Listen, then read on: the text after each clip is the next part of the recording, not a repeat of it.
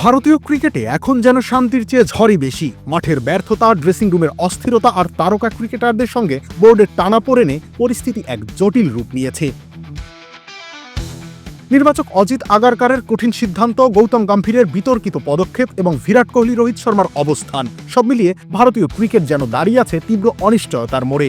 ঠিক এমন সময় স্পষ্ট হচ্ছে, ব্যক্তিগত ইগো আর ক্ষমতার লড়াই যখন সামনে উঠে আসে, তখন ক্ষতিটা হয় দল এবং ভবিষ্যতের ক্রিকেটারদেরই।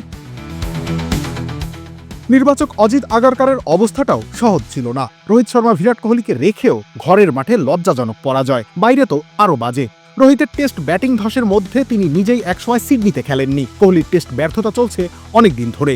স্পিন হোক বা অফ স্টাম্পের বাইরে চ্যানেলে পেস বোলিং, কোথাওই কোনো সমাধান নেই। টি-20তে নতুন যুগ শুরু হওয়া স্বাভাবিকই ছিল বিশ্বজয়ের পর। টেস্টেও ফল না আসায় সময় এসেছে নতুনদের জায়গা দেওয়ার।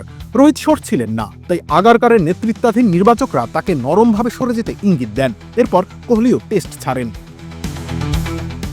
এই অস্থির সময়টাকে সামলানো আগারকারের জন্য সব থেকে কঠিন ছিল। তাকে নায়ক হতে হবে এমন নয়, কিন্তু অপরিহার্য ডার্টি ওয়ার্ক সামলানোর দায়িত্ব তো তারই। যদিও রোহিতের ওয়ানডে অধিনায়কত্বের সময় হয়তো আরেকটু ধৈর্য দেখানো যেত। গিল তখনও শেখার পর্যায়ে ছিলেন। রোহিতের কাছ থেকে নেতৃত্ব শেখার সুযোগ পেলে হয়তো পরিস্থিতি আরও মসৃণ হতো।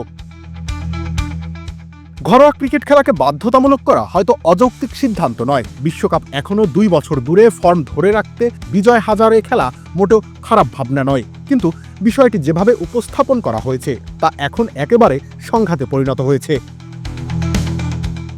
গৌতম গম্ভীরও এই ঝড়ের ভেতর দিশেহারা। দক্ষিণ আফ্রিকার সিরিজের দলে অতিরিক্ত পরিবর্তন, কলকাতার উইকেট বিষয়ক আলোচনা, সব মিলিয়ে 0-2 হারের পর তার অবস্থান দুর্বল হয়েছে।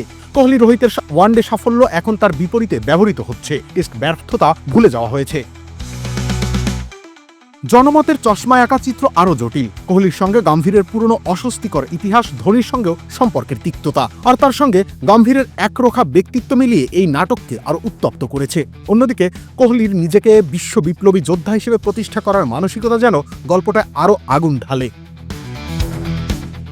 শেষমেশ ক্ষতিটা হচ্ছে ভারতীয় ক্রিকেটেরই। বোর্ড যদি হঠাৎ সিদ্ধান্ত বদলায়, তাহলে কি বার্তা যাবে কোহলি জিতলেন, আগারকার গম্ভীর হারলেন?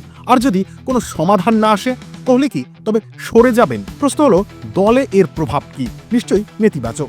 এমন পরিবেশে তরুণরা বেড়ে ওঠে না।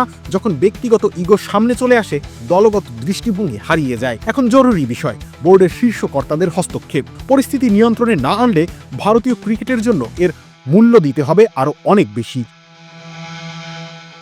রবিল ইসলাম রনি, খেলা 71।